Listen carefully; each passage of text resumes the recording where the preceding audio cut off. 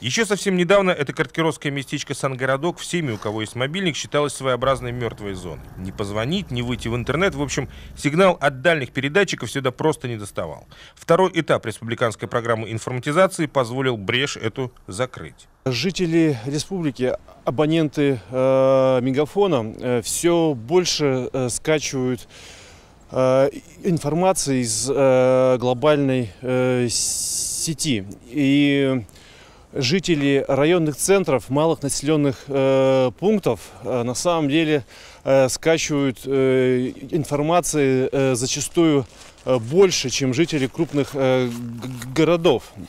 И наша задача Мегафона предоставить качественные услуги, возможность на больших скоростях скачивать всю информацию. Главная проблема карткироса была слабый сигнал сотовой связи.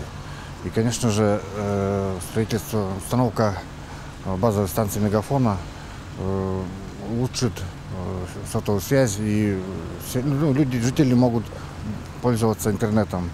И, конечно, позвонить своим друзьям, знакомым. Для районных властей улучшение сигнала пришлось прямо-таки ко двору.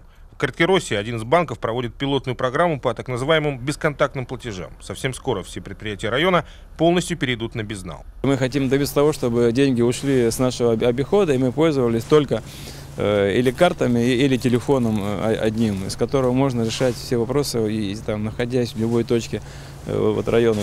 Совсем кстати, новые возможности сотовой связи пришлись непосредственно пациентам районной больницы или тем, кому качественная связь жизненно необходима. Можно также записаться сегодня к врачу, не выходя из дома. Я сам пробовал, очень удобно, выходишь, смотришь к любому врачу, там, к терапевту, время, час, записался, пришел за 10-15 минут с карточкой, получил ту услугу, которую ты хочешь. Радость карткироссов не новогоднее чудо, говорит заместитель руководителя регионального Минкомсвязи Кристина Майнина. Региональные власти продолжают обеспечивать связью труднодоступные места при активной поддержке сотовых операторов.